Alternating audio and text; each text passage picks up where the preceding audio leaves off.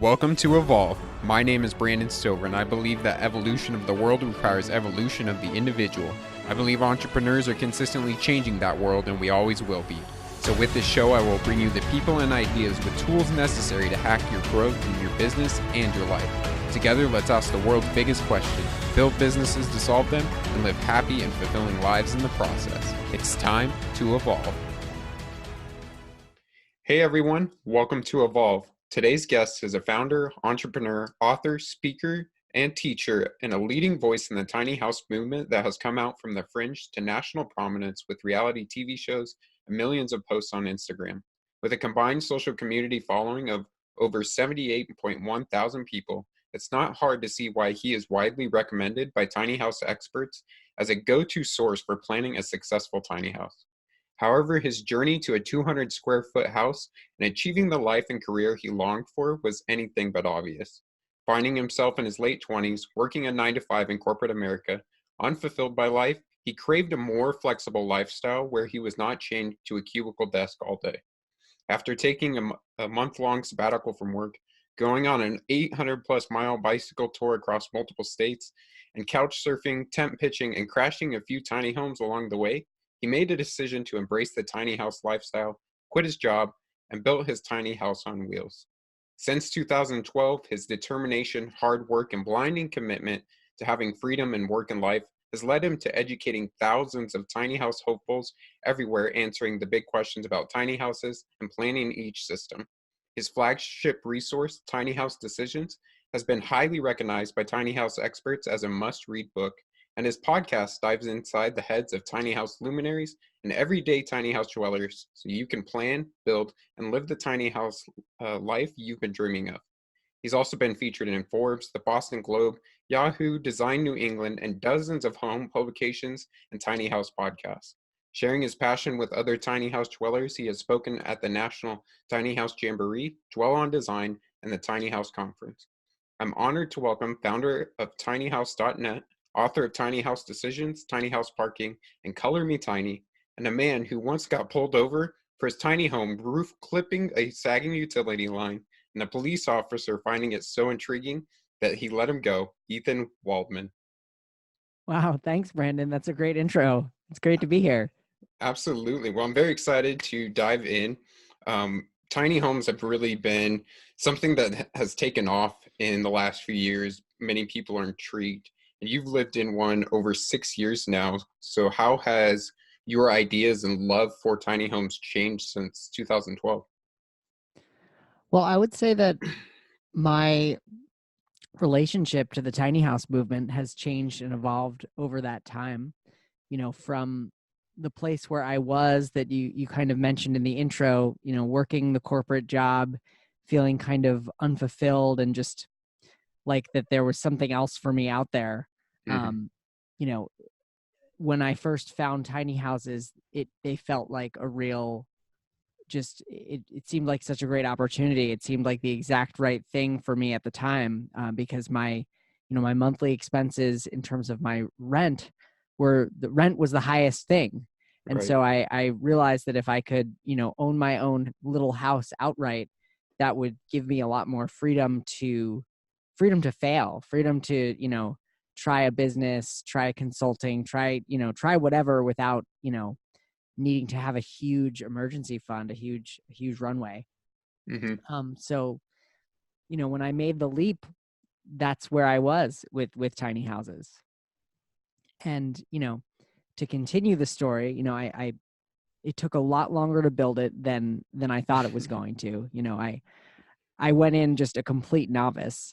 So some friends in the construction industry had suggested that a tiny house could be built in 3 to 4 months. Mm-hmm. And while that's realistic for a construction crew of professionals, working, Right. putting in a full-time day, a finely oiled machine, for a solo novice builder, that was, it quickly became obvious that was not going to happen. So 3 months turned more into 13. Mm-hmm. And, while that was happening, I successfully made the transition from a full-time corporate employee to a consultant. I was able to kind of turn my 9-to-5 job into a consulting gig, which turned out to be just totally crucial for me, just in terms of income, because I was able to keep working on projects and just put that money into the tiny house build, which definitely went over budget from what I budgeted, mainly because I realized that I needed to hire some professional help. And so I did end up working with a local carpenter slash kind of jack of all trades throughout the build about 1 or 2 days a week. So that added some cost, but it really helped me learn a lot and also helped it actually get done. Hmm. Tell me a little bit about when you were working the 9 to 5. You kind of were looking in the future, seeing yourself 10 years from now, and is it really where you wanted to be? What was it about that trajectory that left you seeking something else? It was multiple things. I think just being inside and sitting at a desk all day didn't feel good to me.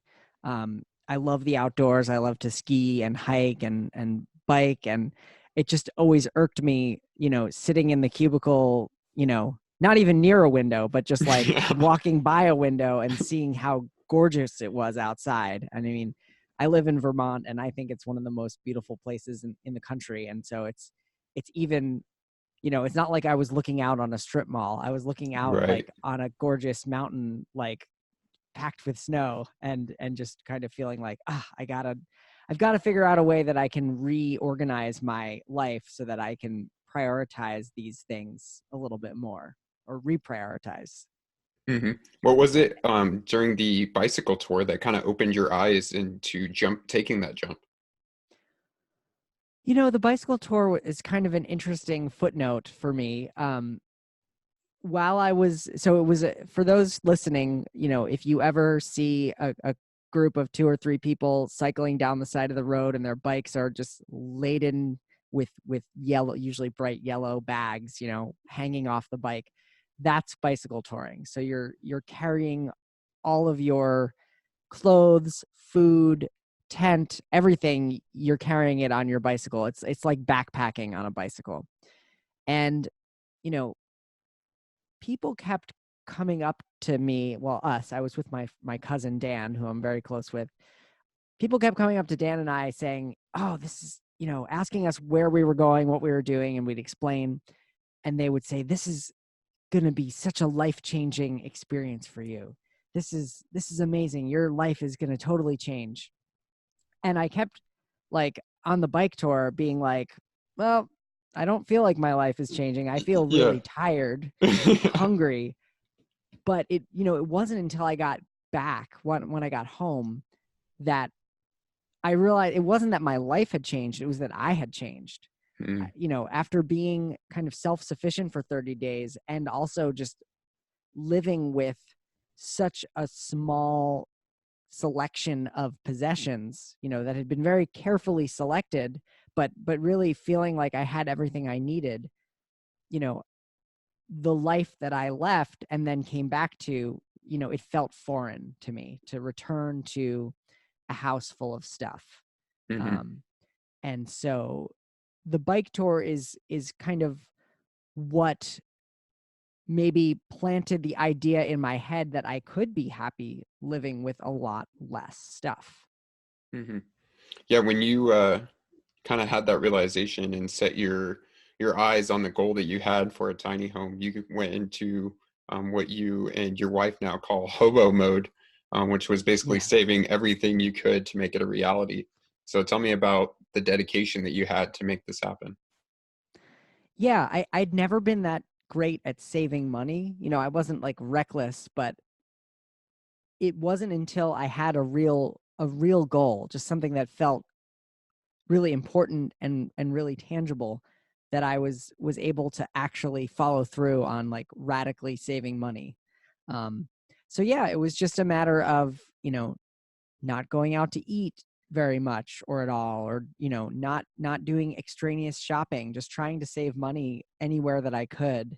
And at the time, something that I really found useful was that I set up kind of a separate savings account within my bank, and like the bank kind of allows you to make an instant transfer between accounts. And so, Right. if I went out and like didn't order a beer, I would like transfer $8 Mm, from my checking account to my savings account, and kind of turned it into a game of like mm-hmm.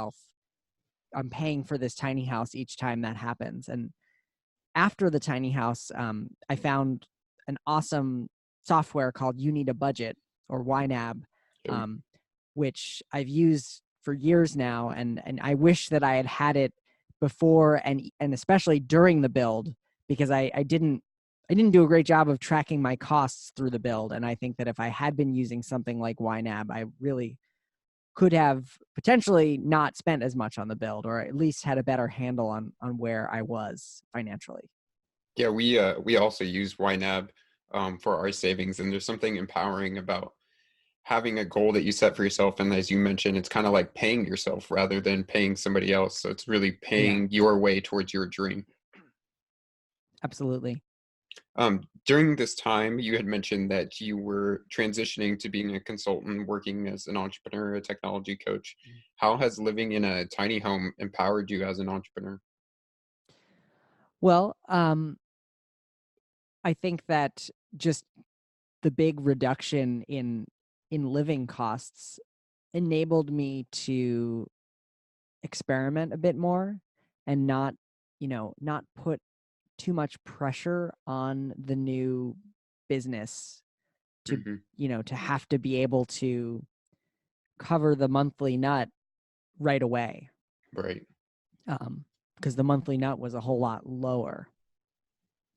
And I would say that it also helped ease the transition, because the consulting work that I was doing for the old company was different than the technology coaching, which was my kind of first business out of after the corporate career. And the business felt promising, but it had not yet reached the point where it could support me. So the Hmm. consulting really helped ease that transition, and I'm super grateful, and I feel really lucky that I had a job where my position was pretty unique. So it it was easier for them to just say, well, how about we just keep you on as a consultant rather than, have to deal with finding somebody to replace you. Yeah, absolutely. Um, Now you have basically built a community and business around sharing tested tiny home insights and instructions from other owners and builders and dwellers. What is it that makes you so passionate about helping others with this movement? Well, I just think I see a little bit of myself in all of them. You know, Hmm. people come to the tiny house movement for a lot of different reasons, but financial reasons are a major underpinning.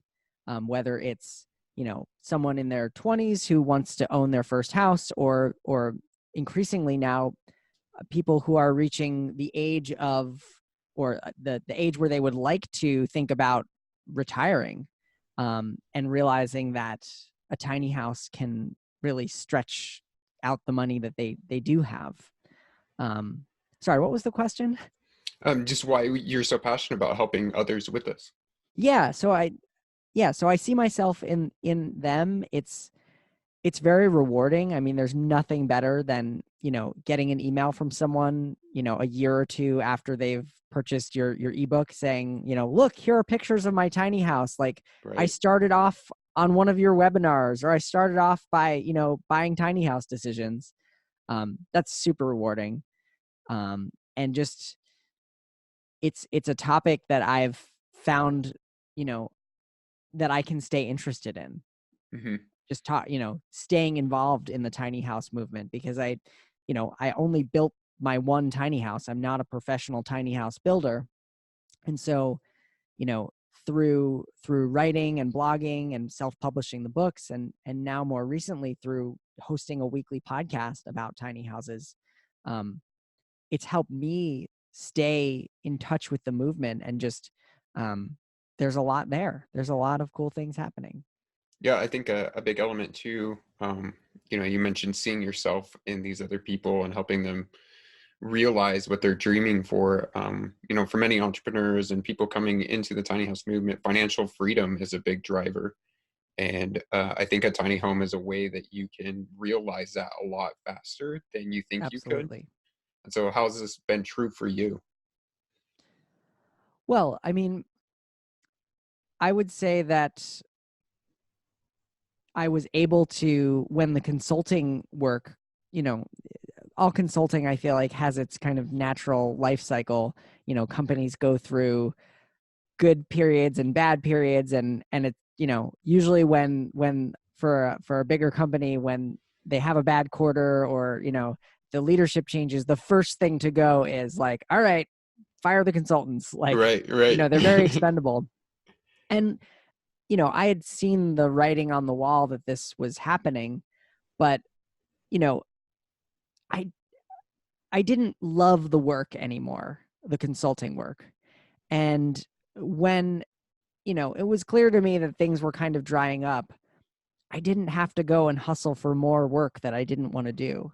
Hmm. I probably could have, found some other managers in the company and pitched my services to them, or gone to other similar companies and said, like, hey, I do this. But I didn't have to do that because, my expenses had finally really lowered a lot. The house Right. was done. I owned it outright.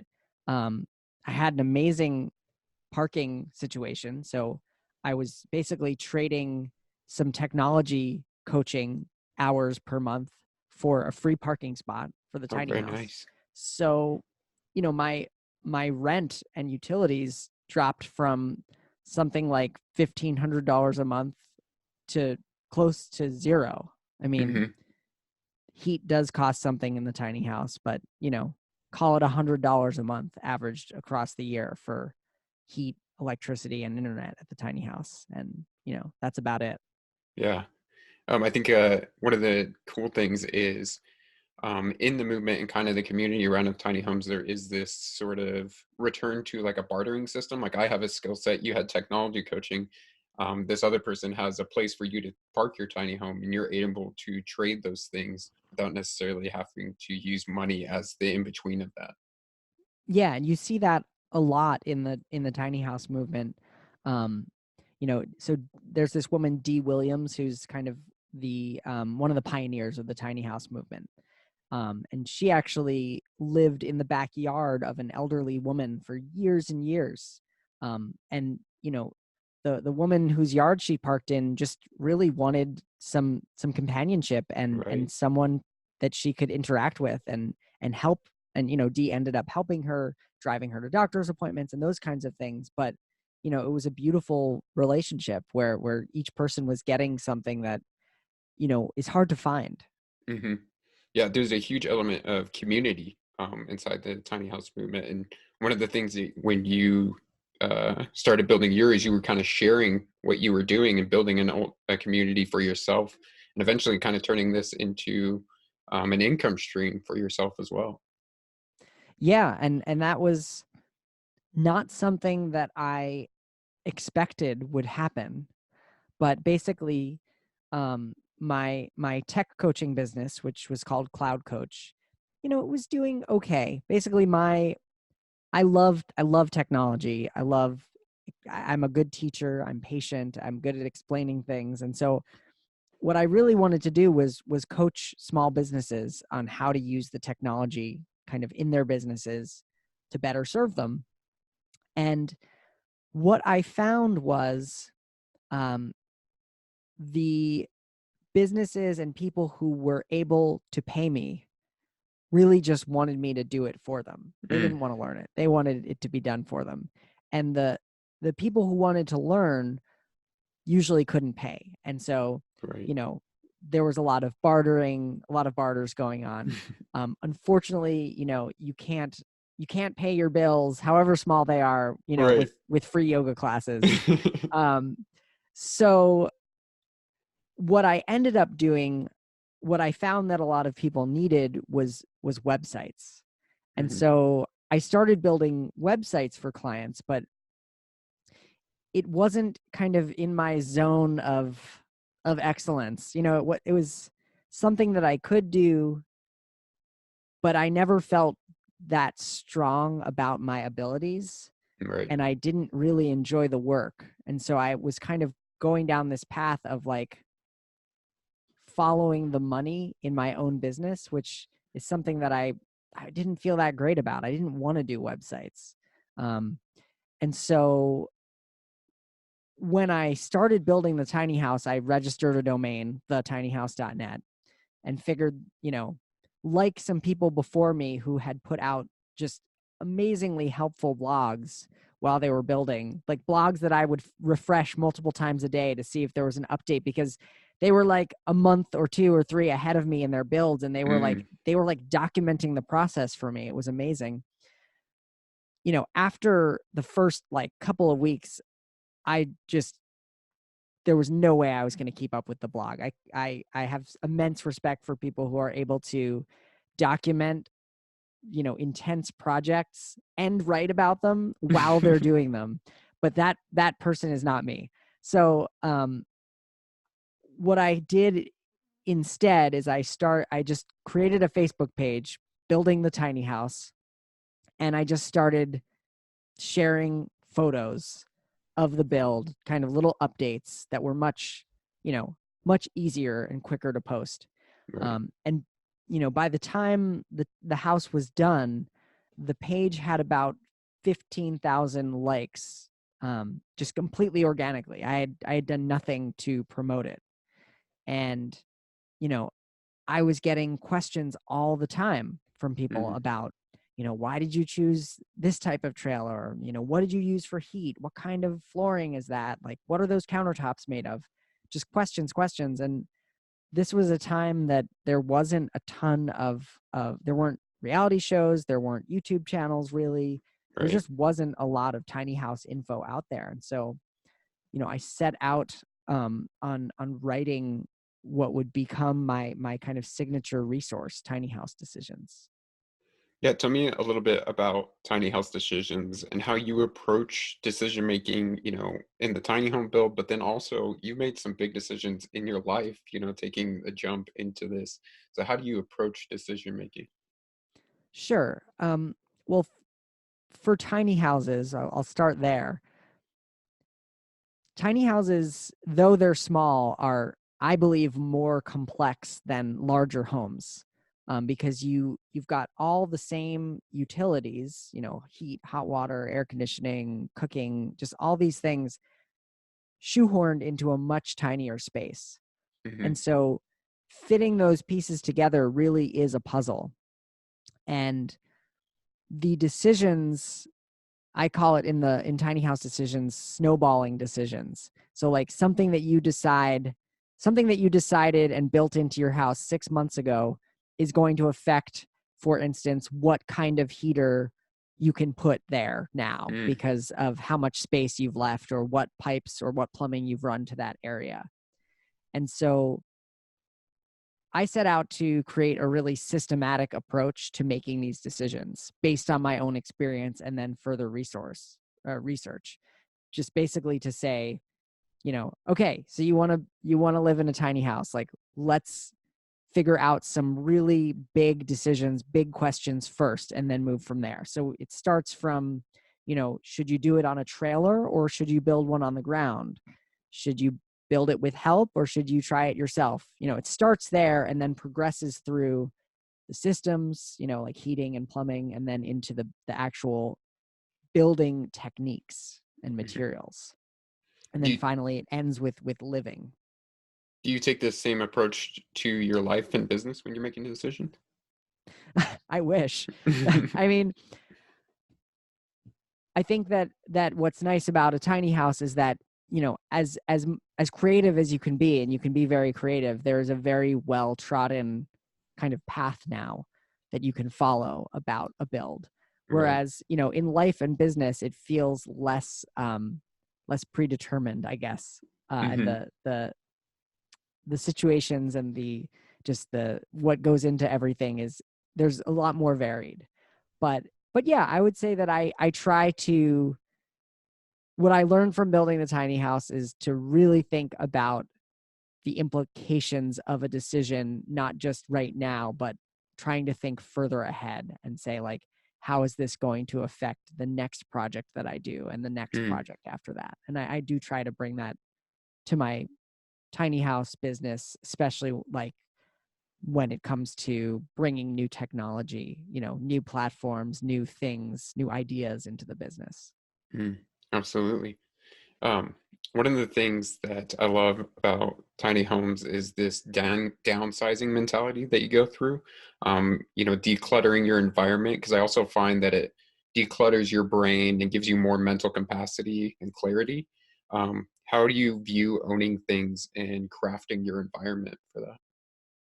Sure. I mean, I never got into the tiny house movement because I was a diehard minimalist. Hmm. Like, you know, my wife and I both love to ski, and we have our outdoor sports that that requires gear. And Right. so we have gear, we have stuff. I was never the like I just have one black t-shirt kind of person. Um but I agree that the process is really liberating. And what I like to tell people who are like, oh, I want to build a tiny house right now, but I need to save up money for the next 2 years. Um, you can start on the downsizing process right now. Hmm. Um, you can start on it even if you never plan to live tiny. And the benefits are, as you mentioned, just a sense of less mental clutter when you own less stuff, and it really is less burdensome. I think it helps you to really identify what you value in life as well. I mean, you mentioned you really love outdoor sports, so you're going to have all of that gear, where Right. maybe I don't value that. And so I would be like, well, that's crazy to have all that gear. Exactly. You can there are no tiny house police or minimalism police out there. I mean, if you put your story out there on the internet, people will criticize you, but that's pretty Hmm. much true for anything. Um, so yeah, you can do it as much or as little as you want. We have we have two small sheds that live with our tiny house and have Mm, stuff in them. I don't hide that. right. It's not How For me, it wasn't about getting all of my stuff to fit inside of it. hmm, um, how has been sharing your story and kind of putting yourself out there online in terms of maybe being criticized or looked different at? You know, I feel lucky. I've gotten not a lot of criticism. You know, you see snarky comments now and again, but by and large, I feel pretty lucky. And possibly it's because I don't have a YouTube channel. It seems YouTube sometimes seems like it's the worst place for that kind of Right. behavior, but um no, by and large, the people who reach out to me are wonderful and are thankful for what I'm doing, and just especially in podcasting, as I'm sure you've found, the people who listen to a show every week, you know, they feel like they know you, and then when they Hmm. reach out, you can get to know them, and it's a great kind of relationship builder with your audience. Yeah, absolutely. What about some of the people that are closer to you in your life? So, your wife, Anne, and you live in the tiny home, got married in front of the tiny home. How has living in a tiny home affected your guys' relationship? Yeah, well, I will say that we actually do not live in the tiny home anymore. Oh, really? Yeah. So we Anne and I met about 9 months to a year before I started building. Okay. And throughout the build, our relationship kind of got stronger. And in the middle of the build, my housing situation, I was trying to live as cheaply as possible. My housing Right. situation fell through, and she was like, "Why don't you just move in with me?" And I was like, "All right, let's do that." Um, and so, we have always maintained actually two residences, which Oh, wow. is very kind of makes me blush because, here I am, this like tiny house person. Um, but it has made sense for us to keep her condo, which is admittedly quite tiny as well.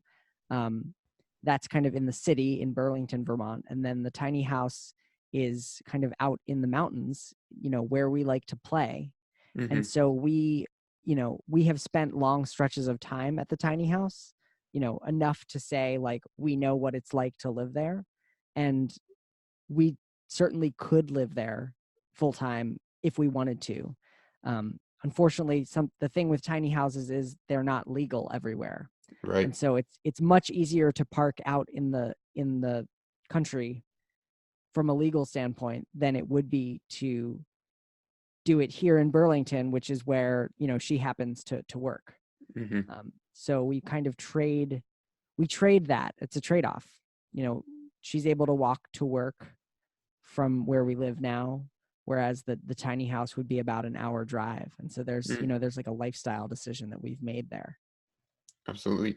Do you feel, and the time stretches that you do spend there together, do you feel it brings you closer together just because of proximity of space?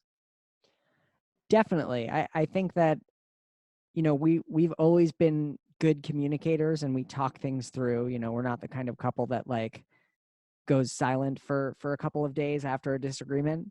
But yeah, the tiny house definitely does force a level of interaction sometimes, because there really isn't, there's no space where you can go to be alone. Though, when one person's up in the loft and the other person's kind of down in the great room, there is a separation of those two spaces, but you can still talk to each other.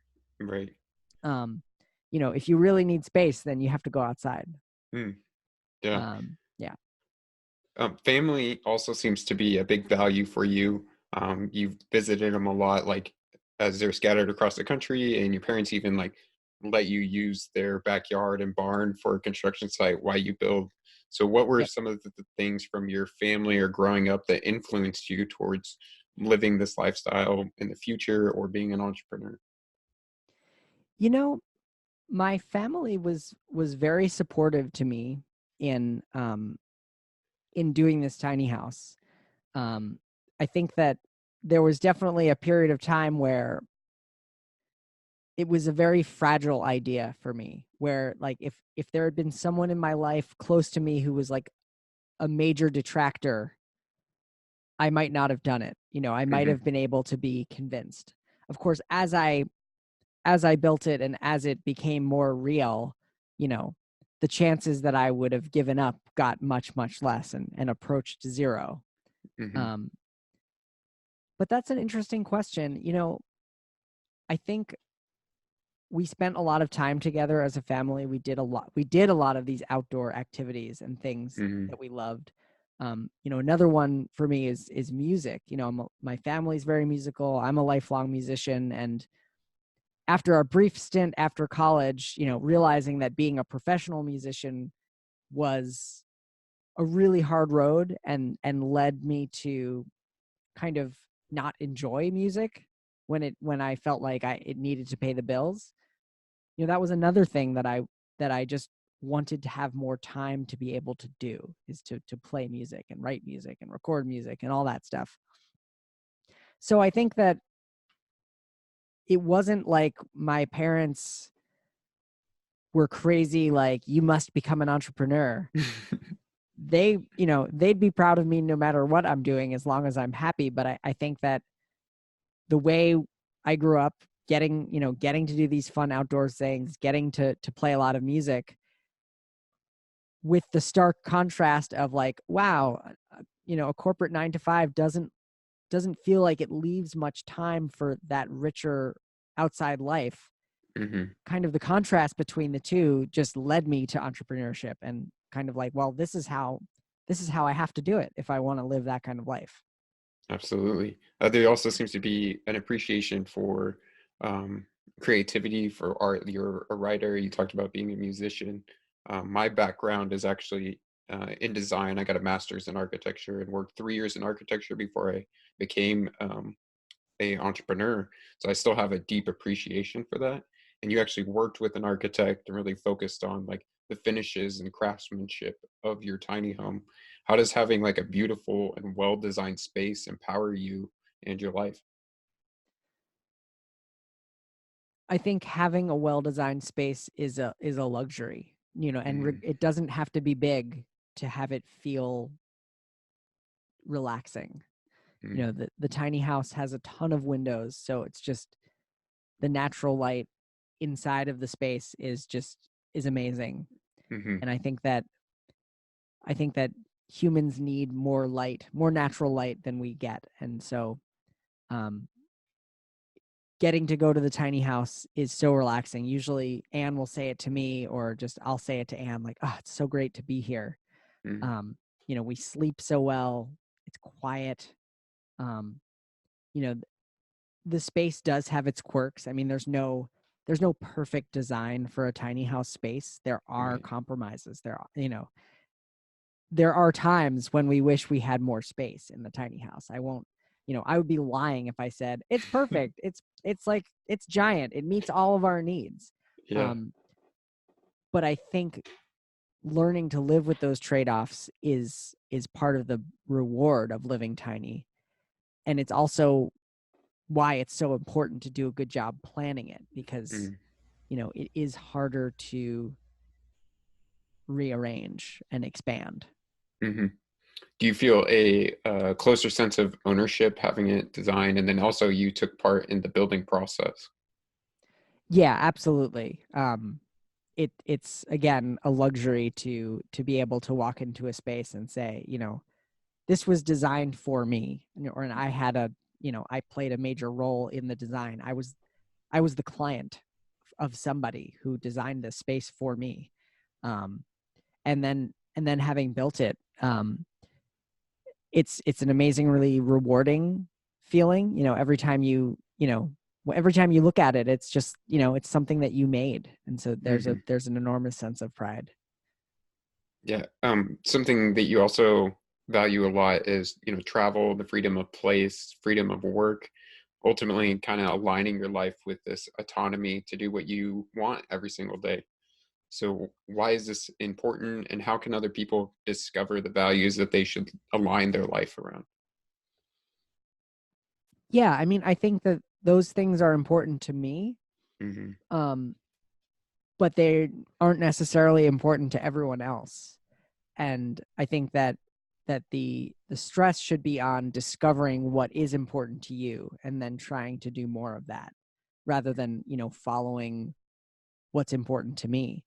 When I started in on this, I thought that I really wanted like location independence, and that I wanted to be able to travel all the time. And as the years have ticked by, I find that I kind of don't want to travel as much. I really value being home and being comfortable in my space. Visiting family is travel, but it's also very comfortable. It's not adventure. And while I still want some adventure, I have evolved in the sense that I don't think I want it all the time. I don't want to be doing those kinds of things all the time, because there's so much here at home to do. It seems like a balance too of having that comfort, and then as an entrepreneur and building a tiny home, quitting your 9 to 5, those are all like risk-taking things, but eventually you got comfortability out of those. Yeah, definitely. And I suppose you just get comfortable with that risk, that level of risk. I mean, at this point, I joke that I'm like unemployable. I'm not unemployable, but I just never would want to work for somebody else. Right. I've fully bought in to the trade-off. And I, of course, am also lucky that my partner does have a traditional job and career. So, things like healthcare, we're able to get through her, and not, I'm not under any impression that like, oh, I did this all by myself, because there are certain things about my lifestyle that are enabled by, the fact that we get our health insurance through my wife's work. Like, that would be really hard if that wasn't an option. You graduated in 2017, went into the market looking for a job during like one of the worst downturns in economic history. For people that are coming out of college now or looking for a job in similar situations, how have you seen this shaping people's minds about like owning a home or getting those things in life? You mean 2007, right? How was it thinking then? But Oh, do you think now people are thinking about it? yeah. I mean, I've heard I've heard the class of 2008 like referred to as the lost class or something, Mm-hmm. because, they graduated college in '08 and just, went into basically the worst job market possible. Um, I was lucky because I graduated in '07, and, I was able to get a job. It was just the economic crisis was kind of just hitting the news.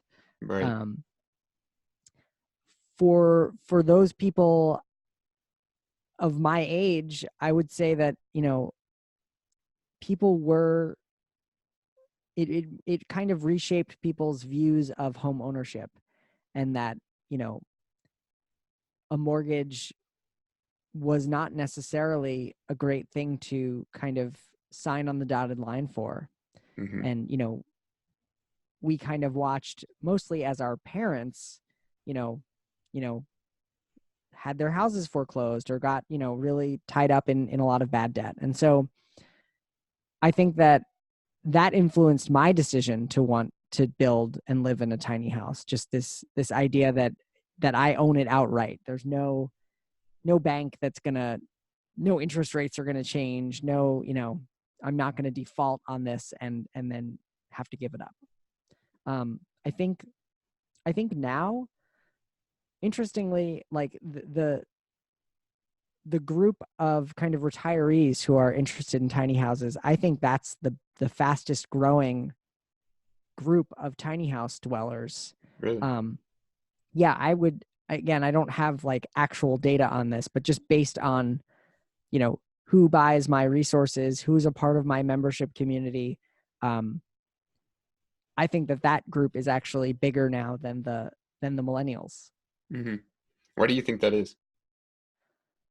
Well, you see a lot of kind of millennials, my age, doing tiny houses as their first home and then moving on. And so Mm-hmm. you see people living tiny for a few years and then either selling their tiny house or, buying a small single family home and then using the tiny house as an Airbnb, a source of income.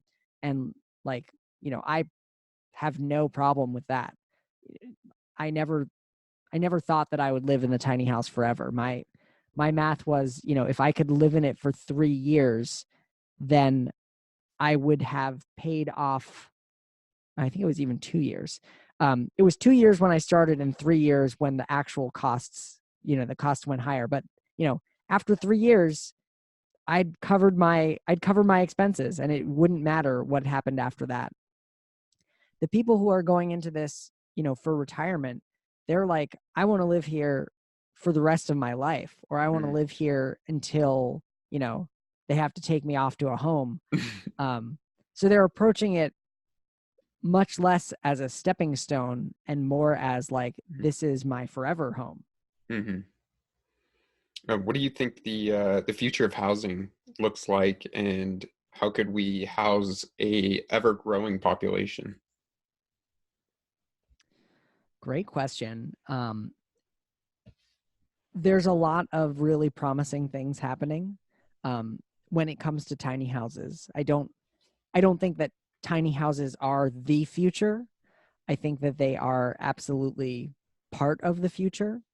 Um, but if I kind of expanded that and made it more broad, hopefully the future is that, we can acknowledge that we've built homes way too large in this country for a long time. So normalizing the idea that you can live a fulfilling life and raise children and, do whatever it is that you need to do in a small house. Because, even a 600 or 700 square foot house is tiny by American standards, Right. but is especially going back to what you mentioned before about design, you know, a really well designed 700 square foot space can be ample. really, really useful space. Poorly designed 700 square foot space could also be a complete waste of space. I mean, this condo that I'm in right now is about 800 square feet. And I would estimate that 400 square feet of it is a hallway that runs, it's a long, narrow unit. So the usable space here is very tiny and is also a small percentage, but a really well-designed 700 square feet could be fully utilized and just great. And I'm on a total tangent. Future of housing.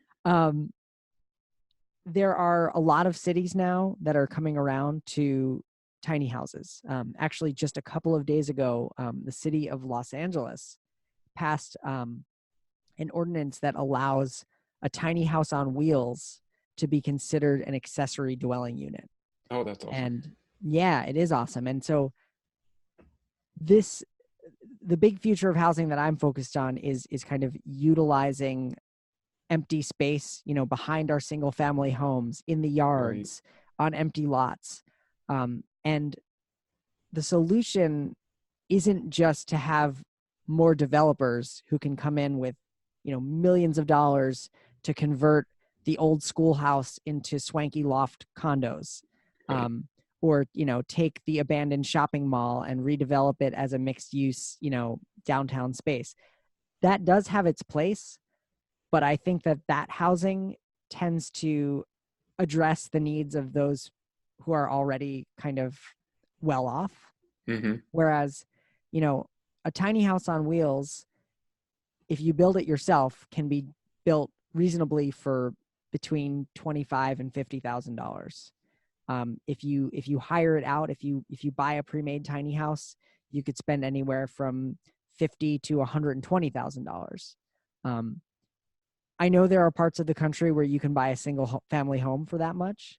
But where I am on the East Coast in the Northeast, owning a home outright for $60,000 or $70,000 is a whole new, it unlocks the possibility for a lot of people. And what's needed is the laws to catch up to basically do what Los Angeles did and said, like, you can make a tiny house on wheels an ADU. Yeah, a big part of it is, codes and the laws basically around these. I mean, you mentioned, in your space now, you have, 400 square feet, that's probably hallway. And that's often for, fire exits and all of this other stuff, certain space that needs use. Yeah. How could we better educate people in understanding the utility of space and what we actually need, kind of getting us away from, we need this big old house, kind of to utilizing space better?